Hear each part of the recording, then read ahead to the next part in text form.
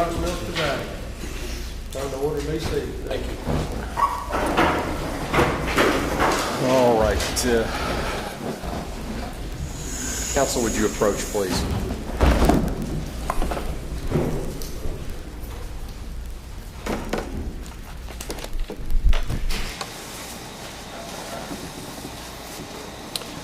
I think Mr. Steele is aware of this, but during the recess, one of the newspaper reporters came into chambers and made a request that he be allowed, or that the press be allowed to use headphones so that they could hear the next part of this.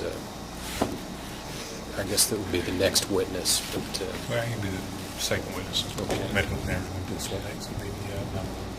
dispatcher, custodian of those records. does Commonwealth have any thoughts on that, or any position on that? We've never done it before. I believe the defendant's entitled to a public trial.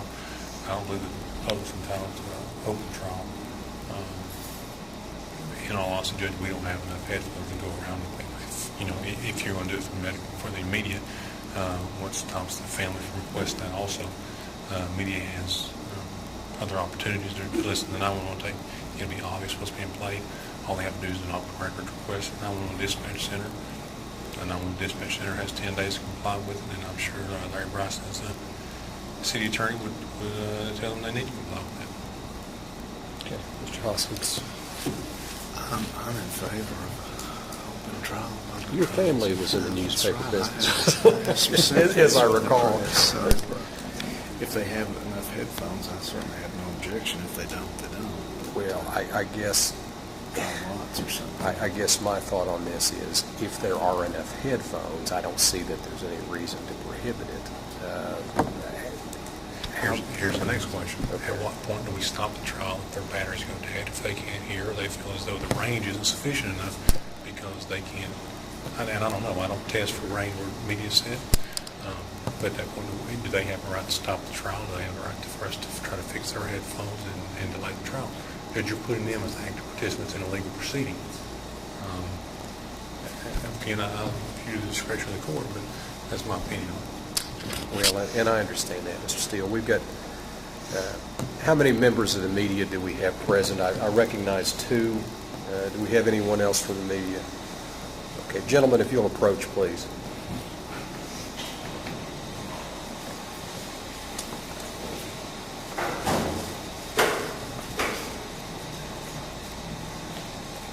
Okay, are there two extra sets of headphones? I don't know, Judge. We stopped checking when we had. Okay. I saw several stuffed in the box. Okay, well, when they're working, that's the problem. A lot of them I'm just going to say, if there are two extra working sets of headphones, I'll allow these gentlemen to use them. You can submit the check, Judge. I'd be happy to do that. However, gentlemen, and this is a concern, if there's some technical problem, if a battery goes dead or you're out of range or something, that can't interfere with what's happening here, okay? Yes, I just want to say that up front. However, if there are none available, I would ask that the trial be postponed until such are available. Well, that's not something. Or the use of them. Yeah, that's not something. That's not Well, something I can do. I understand that. And I just wanted to be on the record. I understand that. All right. Thank you all. Thank you. Judge, we'll need a few minutes to find another couple sets of headphones.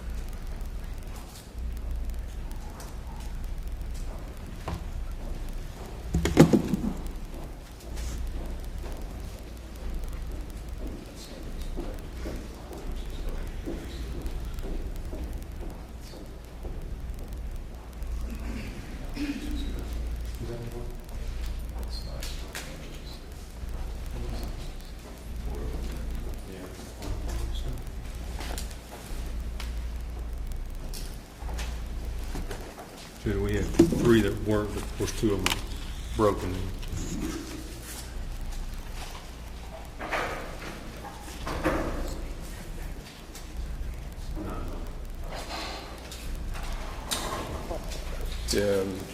We ready for the jury?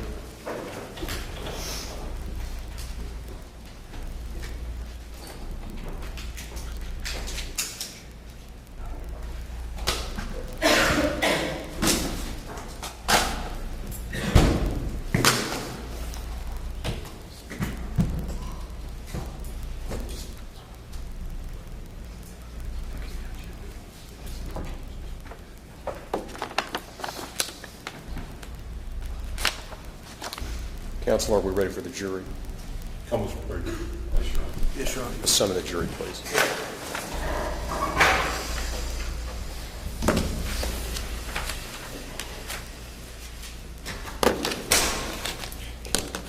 Judge, actually, before they come in, and so we'll take this up. We approach the bench, please. Yes.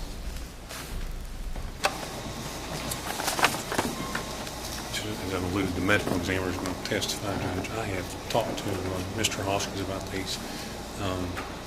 Naturally, I understand he would not stipulate the use of any of the photos. I believe that's what he told me.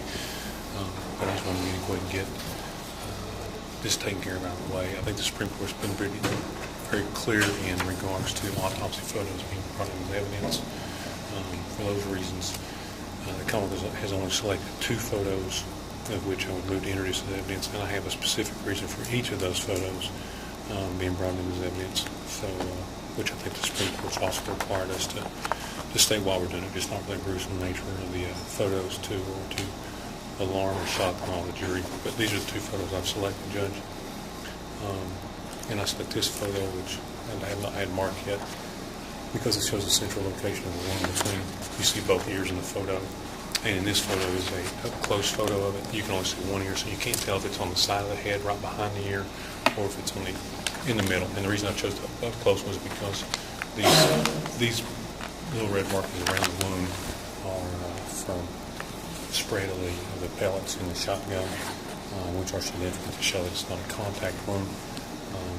So that's my basis for reasoning behind both of those to introduce. And also, I still have to lay the proper foundation, Judge, to get them in. But I just want to bring it to the court's attention. And if the court thinks I only need to stay with one of them, if you can give me guidance now, that way we're not back up here in front of the jury.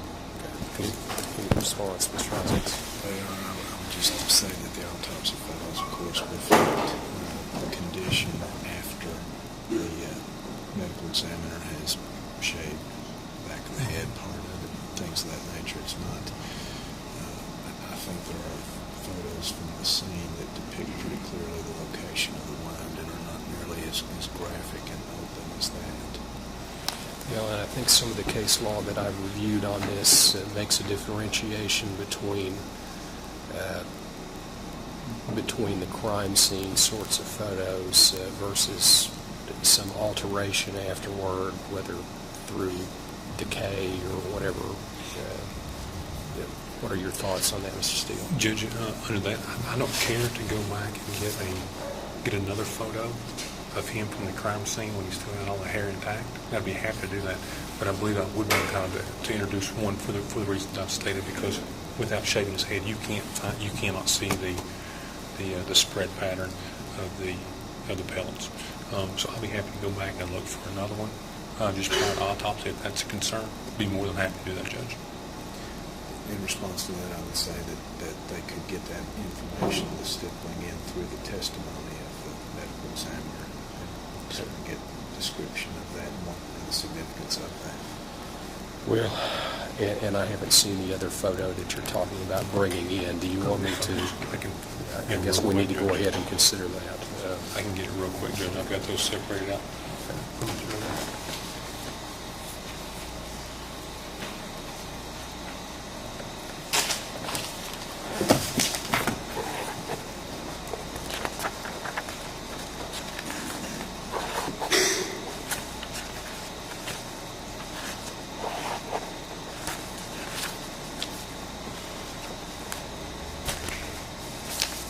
Trying to see if they took one that's the same angle. I don't think they did. I think the only one we're going to have is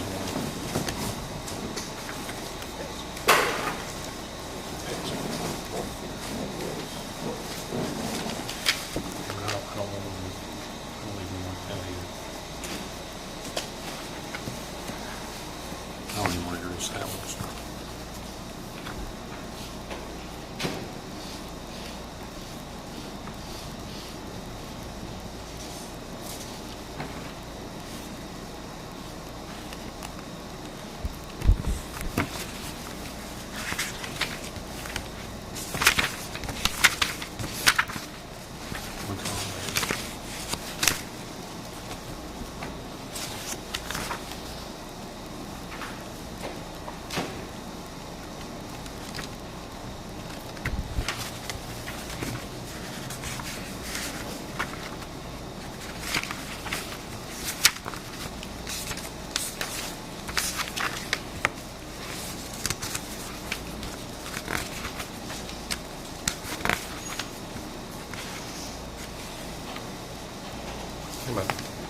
How about this one here? It's, he also doesn't have his shirt on, but he does still have his hair. I don't see any with his shirt on. It looks like it's just a farther away. That one, I don't really want to introduce that one.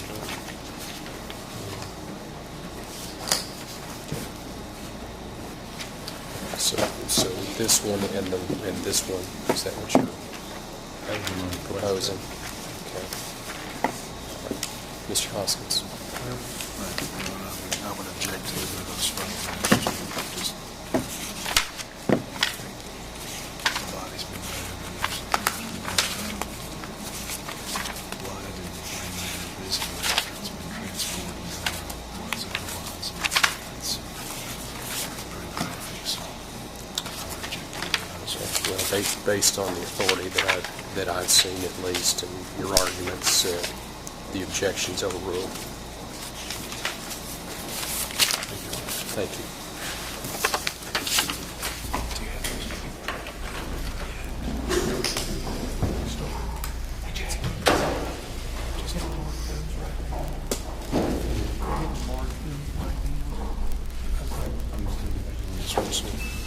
I'm pretty sure this one is still this one. Just asking the record to reflect my objection to those without me having to make another objection. All right. The record will reflect that. Thank you. Thank you.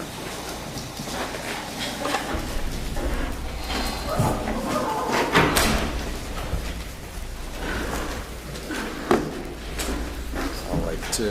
All jurors are back in the courtroom. Mr. Steele, you may call your next witness. Phone calls Jennifer Schott.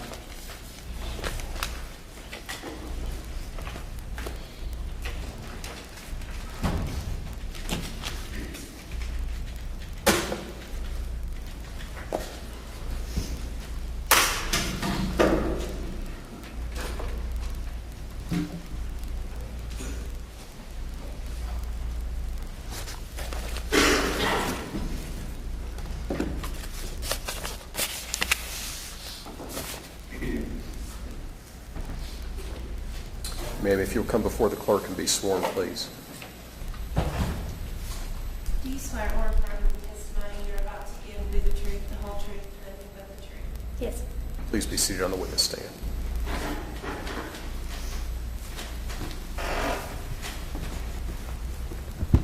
You say your name and record, please.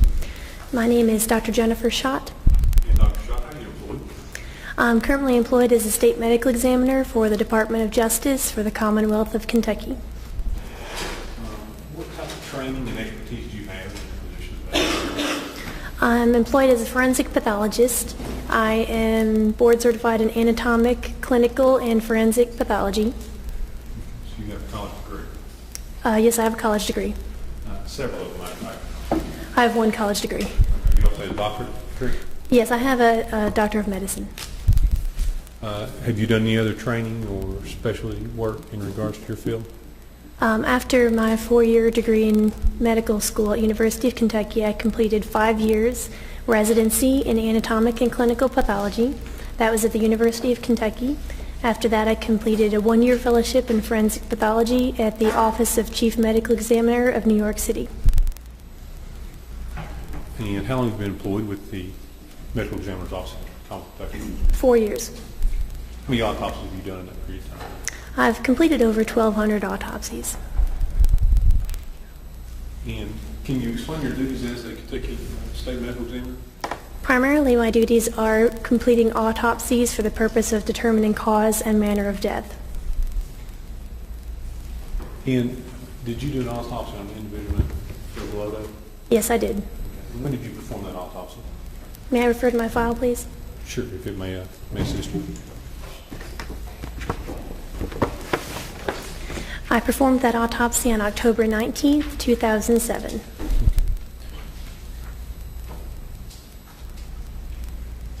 And you do those in Frankfurt? Yes. You all have a lab? Yes. Did you also send for a toxicology request of the deceased for Lodo? Yes. And you didn't do that testing, you sent it to another lab for the testing, correct?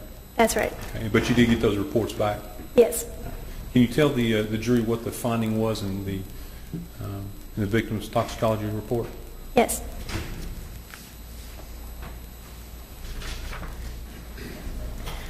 I sent specimens of blood collected from the heart, urine, and vitreous humor, which is fluid from the eyeball, to the toxicology laboratory.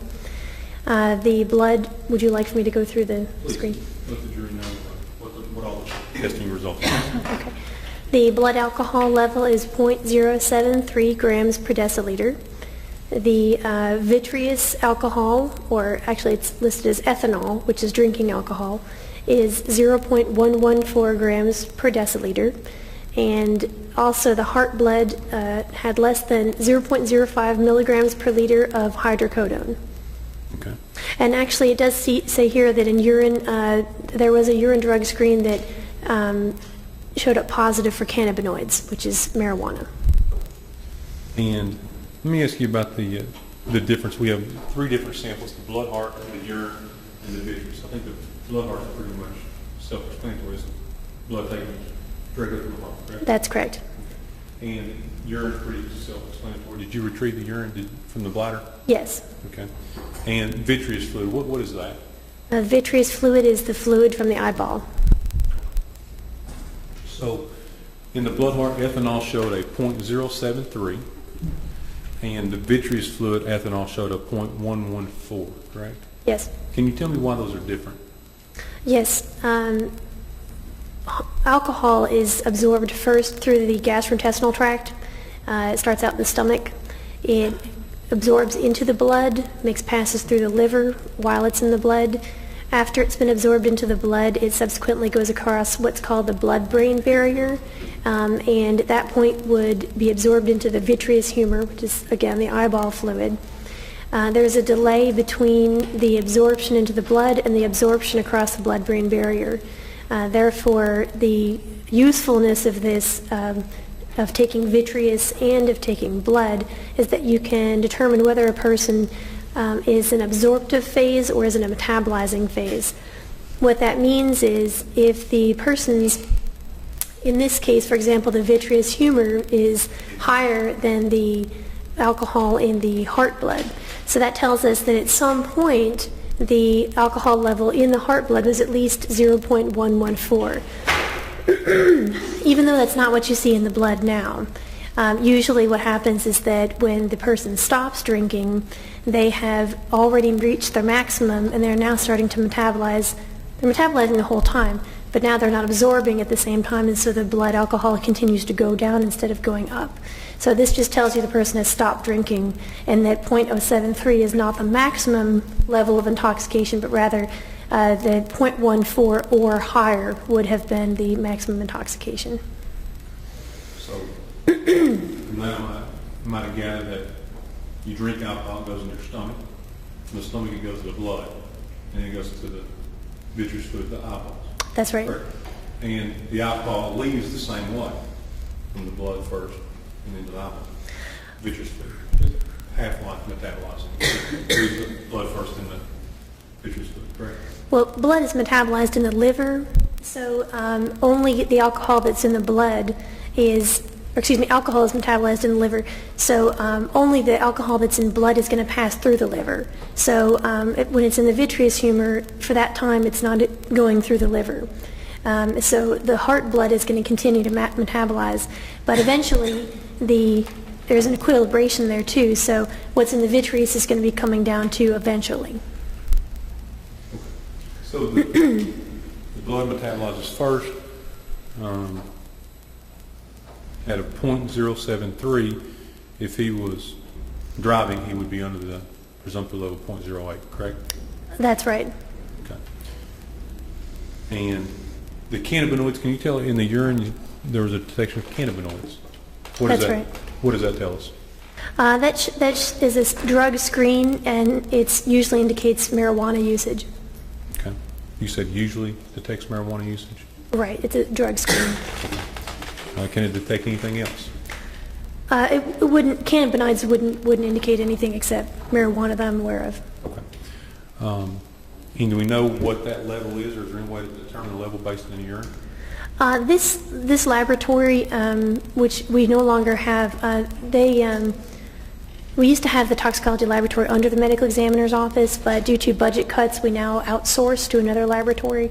This laboratory did not give a level of marijuana, and the reasoning behind that, they also did not test the blood for marijuana. So that's why there's no cannabinoids mentioned in the blood. It doesn't mean necessarily there were no cannabinoids. It means that they don't give you a level of marijuana. Okay. And in cannabinoids, marijuana, it leaves the same way it leaves the blood before it leaves the urine, correct? So I'm not saying they did test the blood. I'm not trying to say, but are you aware, or do you know if the marijuana cannabinoids actually leaves the bloodstream before it leaves the urine stream? Well, I'm not sure. That's fine. But regardless, we don't know what the time frame of when he used the cannabinoids is, correct? Right. Okay. So you can't say he was under the influence of cannabinoids when he was shot? I don't know how much influence there would be. Let me ask you about the hydrocodone that you found in the blood heart. Now, they did do a drug screen on the blood heart, but just didn't do it for cannabinoids, correct? That's right. And did they do a drug screen in the vitreous fluids? No, the vitreous, we only do volatiles. So we do alcohol, ethanol, methanol, ketones, things like that. But there's no drug screen on the vitreous. Okay. So the blood heart showed a hydrocodone, and you said that was less than .005? It's less than 0.05. 0.05, I'm sorry. And is that above therapeutic limits, within therapeutic limits, or below therapeutic limits? This would be usually when they give a below a level, and their cutoff is usually 0.05. It indicates that it showed up on the drug screen, but it was too low to actually give a number. So it was less than .05. Right. Okay. And is that, I don't know, is that high, that low, is that minimal? I really can't tell how low it is. It could be just barely detected, or it could be 0.049, but it would be a low amount. Low amount. Right. Less than therapeutic limits? Probably subtherapeutic. Could you say if he was, well, you said the testing shows positive for hydrocodone, you shouldn't know how much, correct? Sorry? You said the test showed positive for hydrocodone, it just doesn't give you an amount. That's right. All right. So you can't say whether he was under the influence of hydrocodone at the time he was shot, correct? It appears that there is hydrocodone there, but it's a very small amount. Okay. Dr. Schott, let me approach you and ask you to, let's be fair to the jury, these are graphic photos, and let me just have you explain.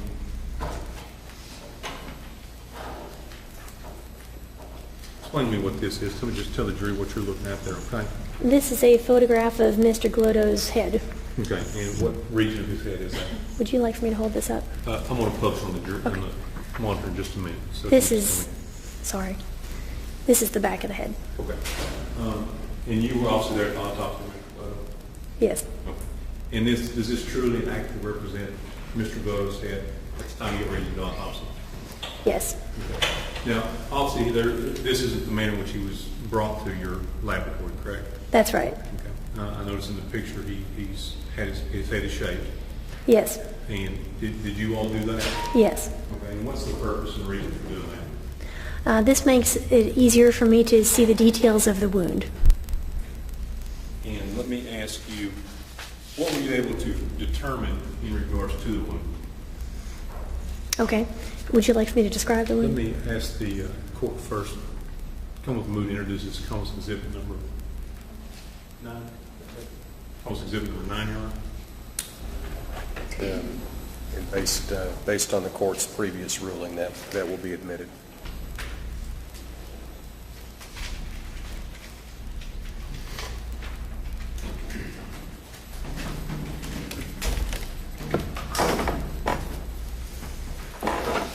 Okay, now, Judge, come with the mood, asking this to be published. So I can have the doctor explain this. All right.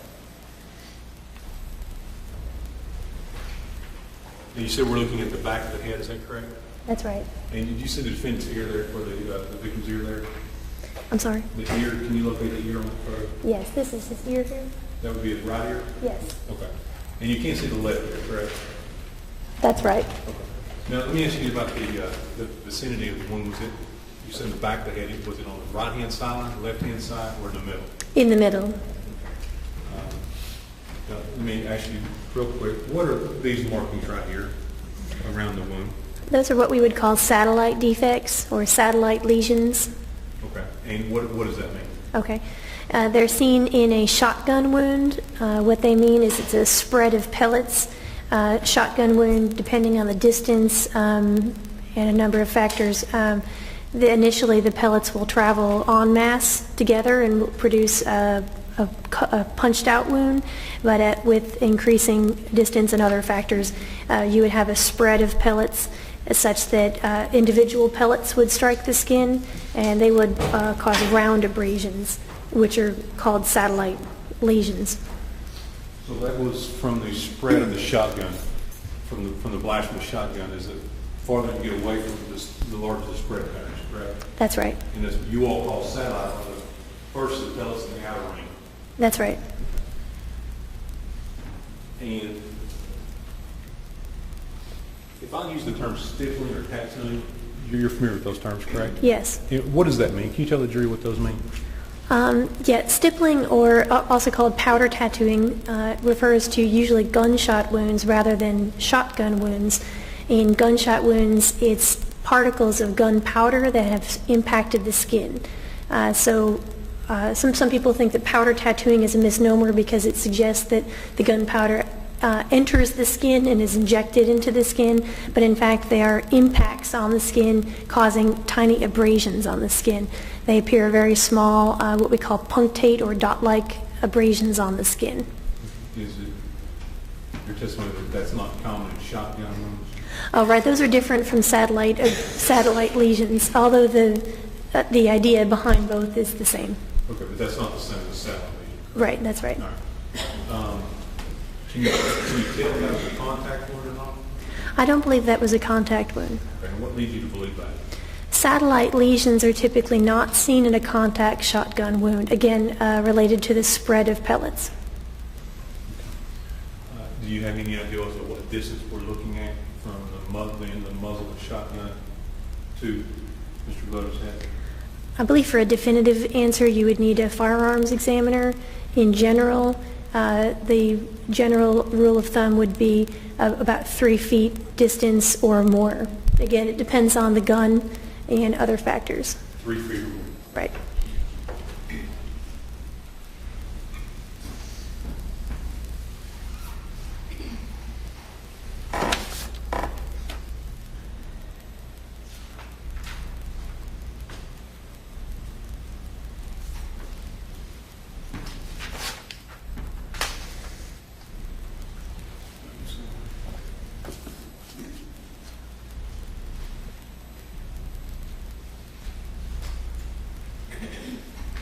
Judge, I believe that is all the questions.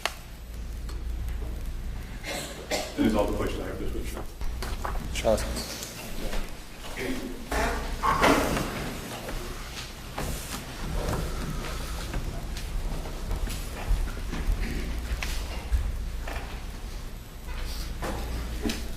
Dr. Schott, I would like to ask you to direct your attention back to that toxicology report that you talked about at the beginning of your testimony.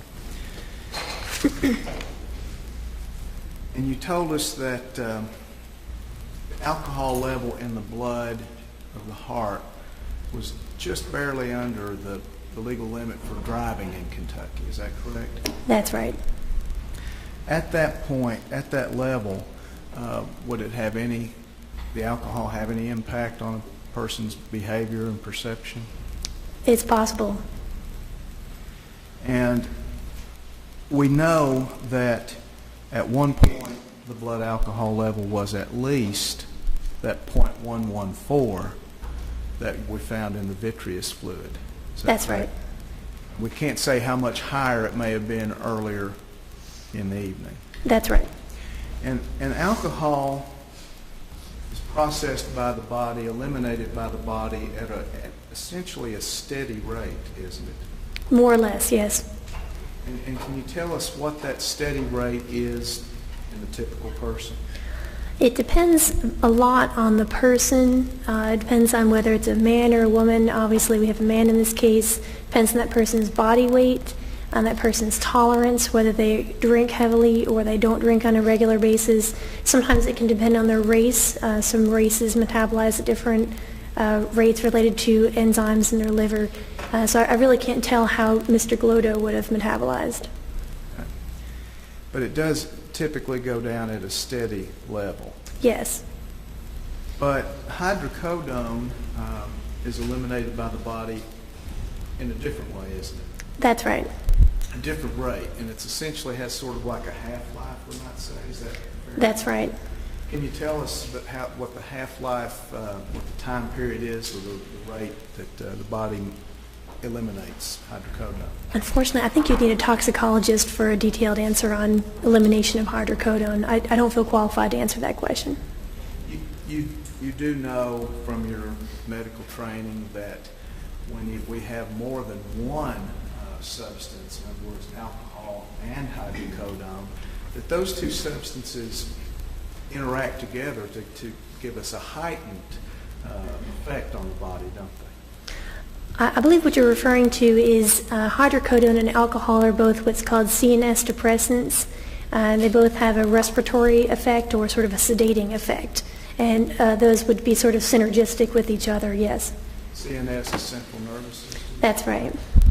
So both of those substances, the alcohol and the hydrocodone, are working on the central nervous system.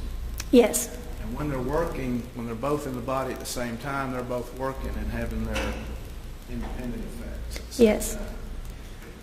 But the two work together in what you call the synergistic effect. They're both sedating medications, so they might have synergistic means that it might be just hydrocodone alone might have a certain level of sedation associated with it, whereas that amount of alcohol might have a certain level of sedation. Again, it would vary depending on the person, but together they might have an additive or more of a sedating effect than singly.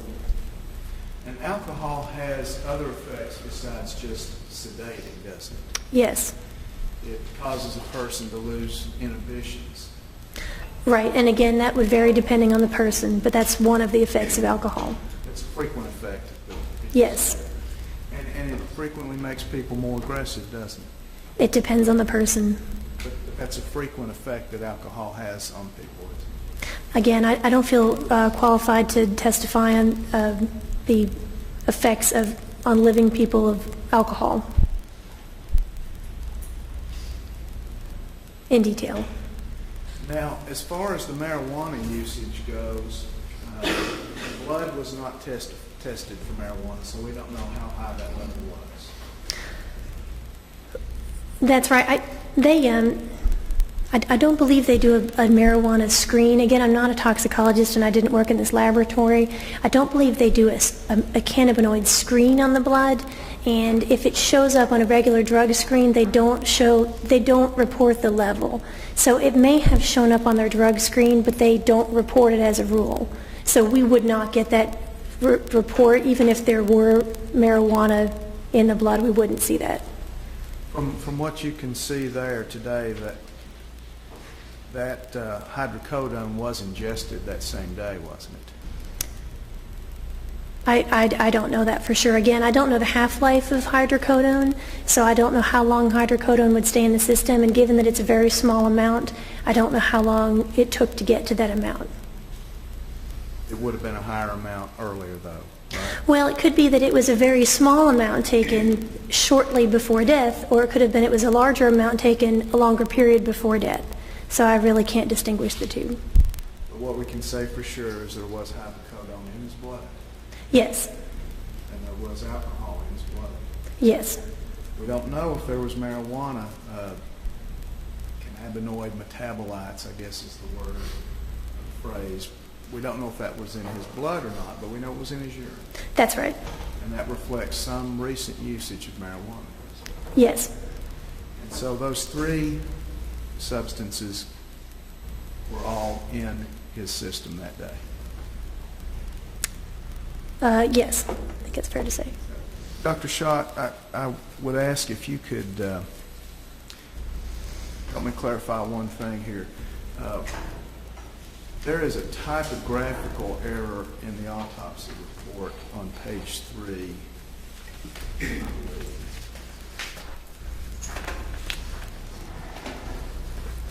Could you specify, please? Yes.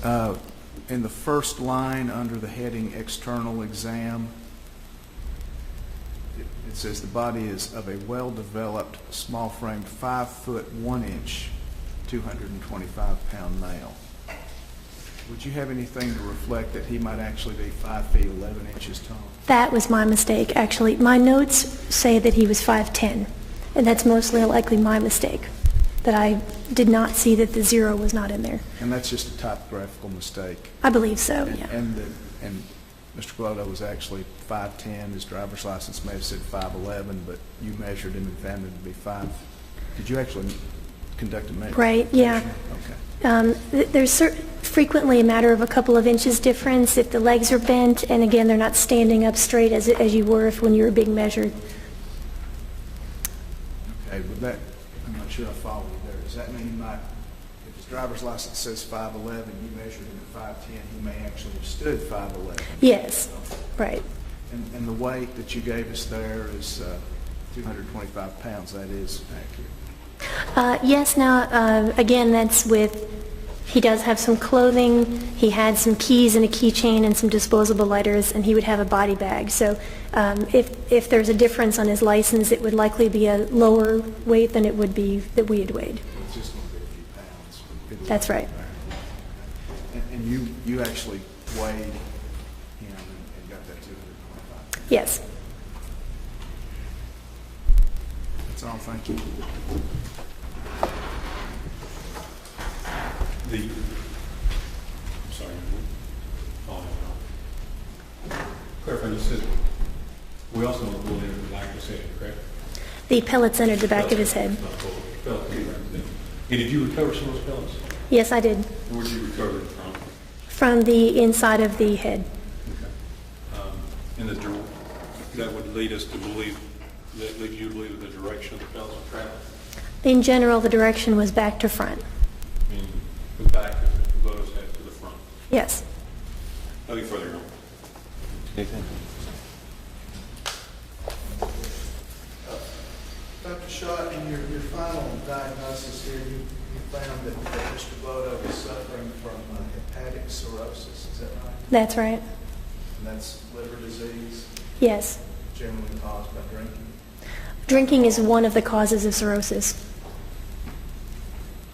That's all. Anything else cause cirrhosis? Yes. What would that be? There are a number of other causes which can include hepatitis, hepatitis B, hepatitis C, and there are a number of other diseases which I can't think of off the top of my head. Nothing further. Anything? Ma'am, you may step down.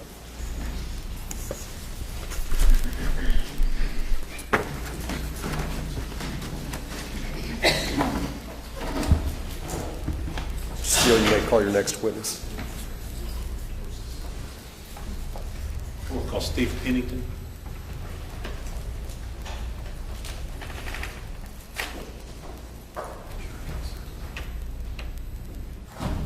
Could you come with a request that Dr. Schott be found released as a witness? Any objection, Mr. No objection. All right. Thank you.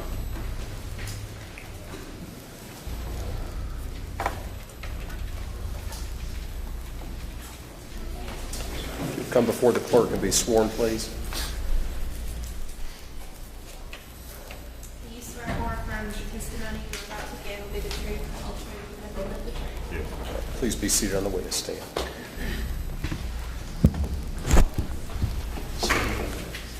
State your name for the record, please. Steve Pennington, And Steve, how are you employed? Administrative Supervisor, Laurel County 911. Okay. And you're also the custodian of those records? That's correct. And you guys have tell the jury what kind of system you all have to record the incoming phone calls. We have a dictaphone system that records all telephone calls, all radio traffic, That'd be, when we say radio traffic, that's law enforcement talking back and all forth. law enforcement communications back and forth from the officer to the dispatcher, all 911 calls, all administrative lines, everything is recorded. And we, our office sent over a subpoena requesting the certified record of the 911 calls made in the case we're here on today. That's correct. And you received a subpoena also to be here today. Yes, sir. And you provided that to our office? Yes.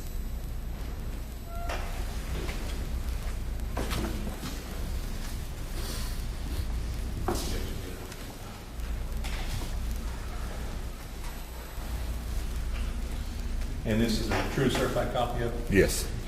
Is this going to come up with the process to introduce this comes exhibit number 10? And No I would objection. ask to mark that like case it interfered with. All right. It would be admitted and marked. Just not calling the request, play this for the jury. All right.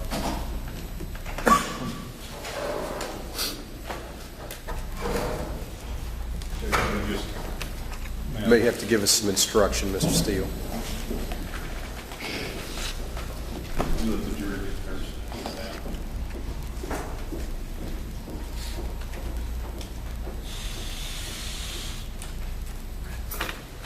There's a red switch on one side of these, which is your power switch. I think all the lights work. They say it's on. There's a dial 1 through 10, which is the volume of the lamps. You adjust the volume yourself. You turn them on right now, you should hear static.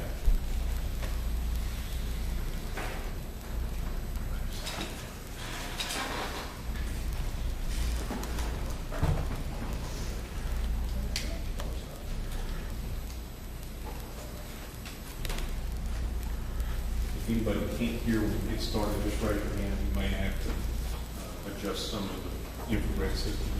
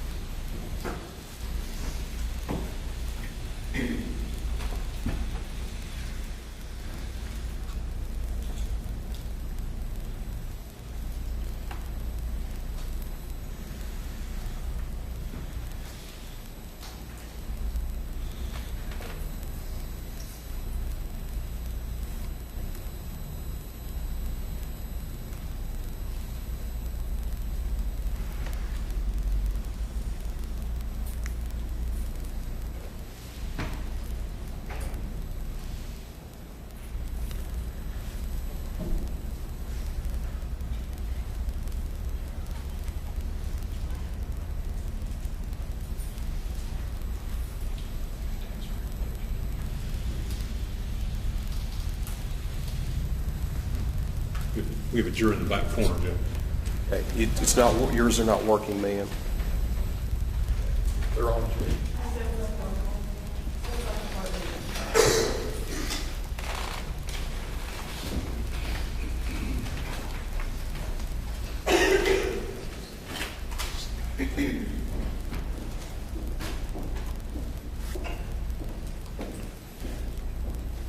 Are you just going to rewind it to the beginning, Mr. I'll Steele? start it over, Your Honor, if that's okay. Thank you.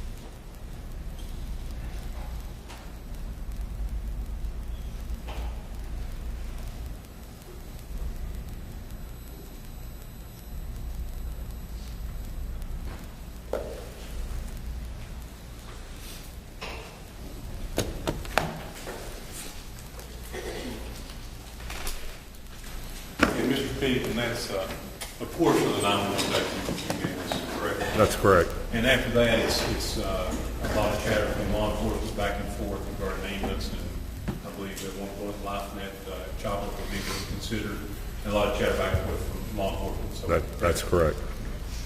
and that's a true and accurate depiction of the 911 calls you all reported that day and received in regards to this matter, correct? Yes, sir.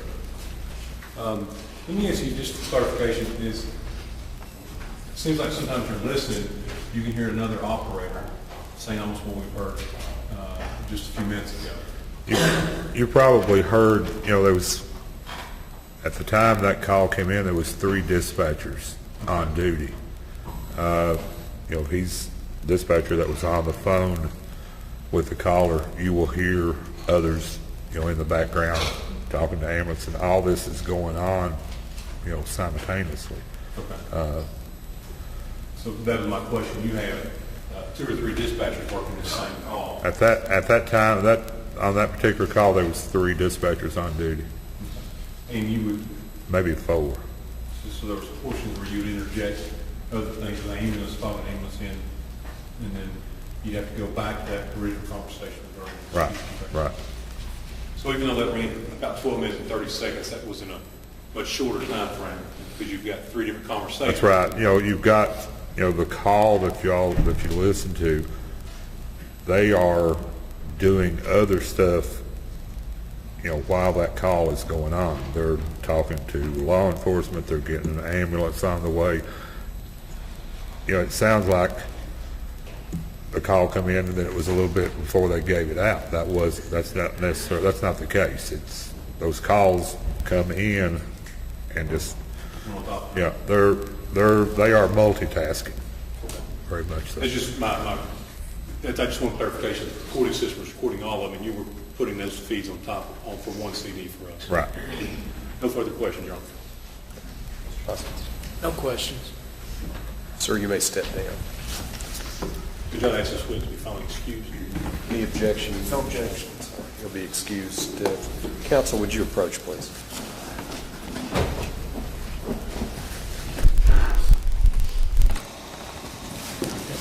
What sort of timeline are you working on here today, Mr. Steele? Well, Judge, I'll be honest with you, I think he's going to get through this quick. I've got Randy Scott, Randy Capps, and Charlie Loomis for tomorrow. So you're saying 2 more today? Is that? I could call Miller and Mark Allen. We could call today. I could call Miller real quick for just basically one thing only I want to talk about. I think it's in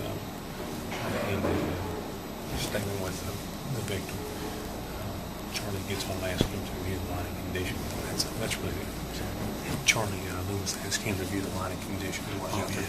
But you can hear on this tape. That'd be the only reason I call Miller. Why don't we go ahead then, and if you want to call your quick witness, and then we'll take a brief recess and continue with.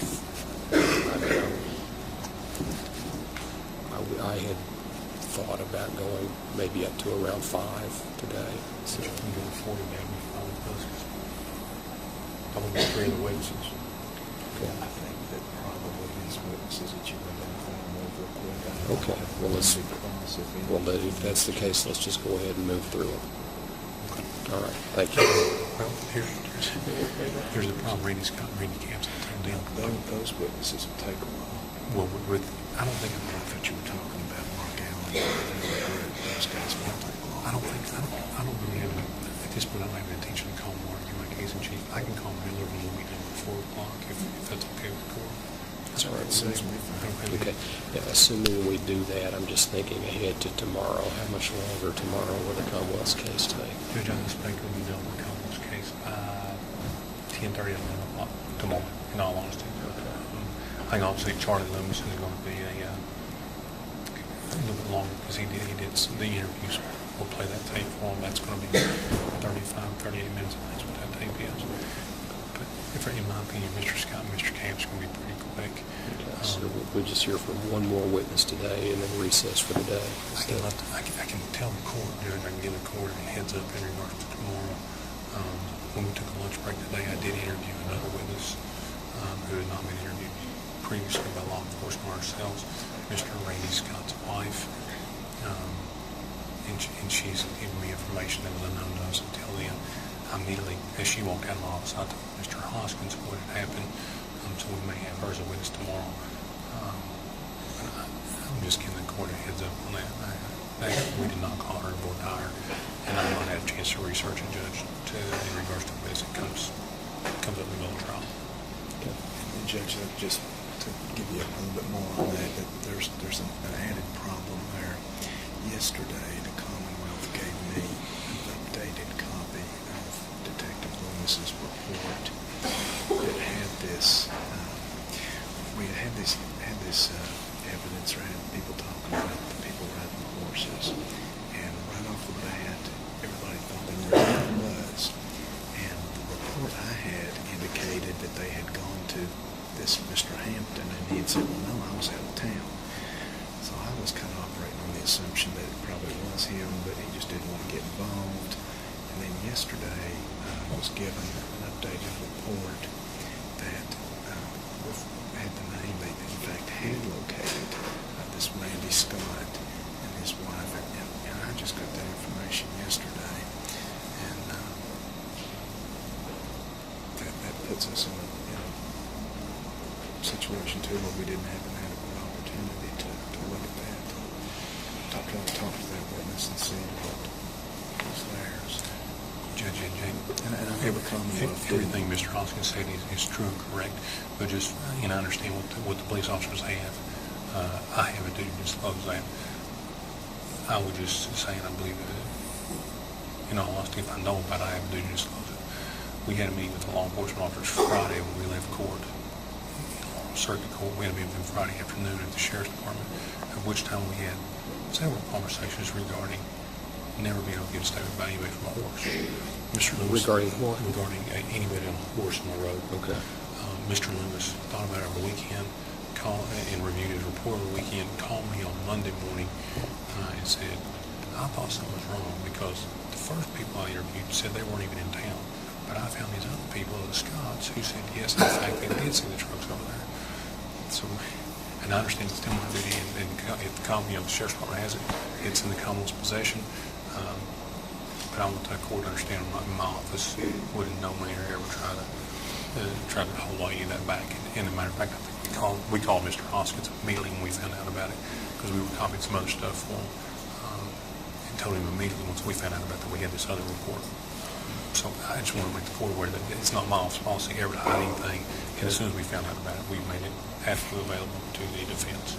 Okay. And I'm certain that that's the case, Judge. I know that nothing was intentional here. It just really puts us in a bind because now, after the trial's underway, we're told that maybe this person had something significant that we didn't find out about. Okay. And my misunderstanding, is this the same person that you referred to as Mrs. having? Scott. Yes. Yes. Okay. Yes. All right. But you're not asking me to rule on that at this point, because I don't have any arraignment case on Judge. And I'll be honest with you, the Judge Messer and Judge Lane and Judge Hopper, well, not so much Judge Hopper, Judge Messer and Judge Lane have been pretty set in regards to you make mention of your witnesses of Ordire, and those are your direct witnesses. That does not hold you to it rebuttal witnesses, but as far as direct witnesses, that's who you have. In this situation, I didn't know till after Ordire was over with. And so I don't have any guidance for the court. I'm just letting the court know the problem we may have. Okay. And of course, Mr. Hoskins knows because I told him immediately after she walked in the office. Okay. All right. Anything else? Nothing. All right. Thank you.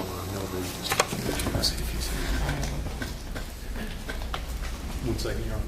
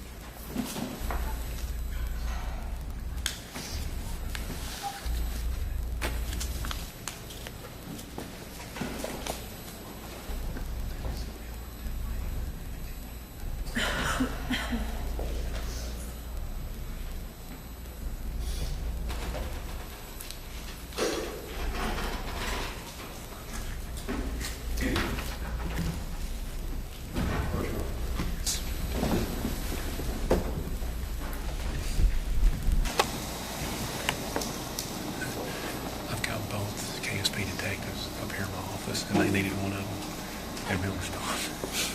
Okay. And you think your other witnesses would take a while? Miller will literally be five minutes. I mean, it's going to be that's going to be it. Okay. He was there that night. Charlie called him back. He removed all the lights, made lighting conditions the best he could. That's what he said. And that's going to be it. Okay. Okay. I'm sorry, Judge. No, but, and then any other witness you have is going to take a while, is that right? I'm sure Mr. Camps is going to take a while because I'm sure Mr. Hoskins has several questions. I don't imagine Mr. Scott will take very long regarding his wife. Probably not, Judge, even if her testimony assuming her testimony comes in, I don't think she's going to take a long time. Okay.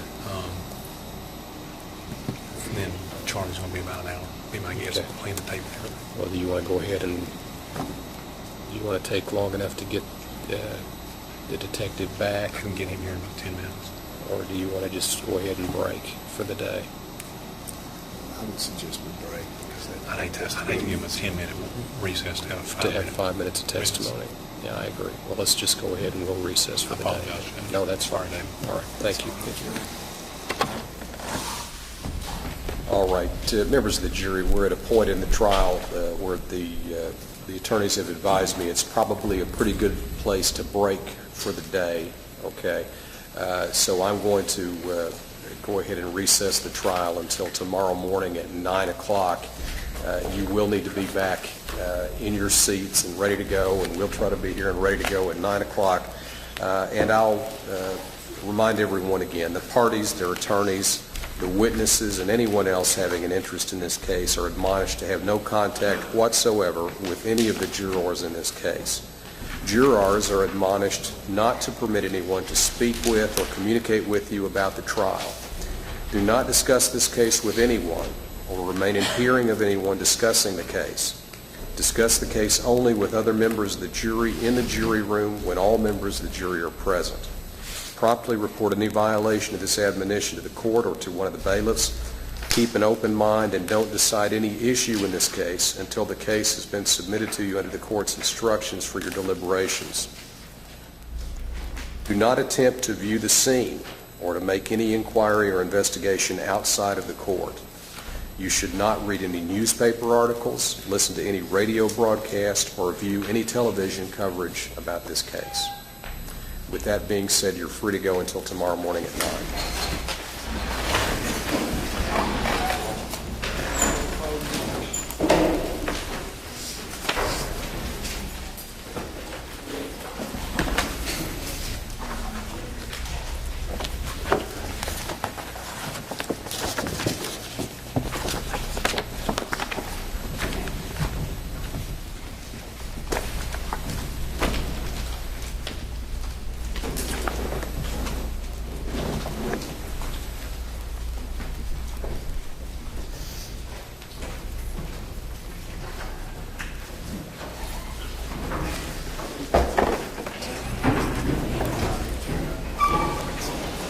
Session.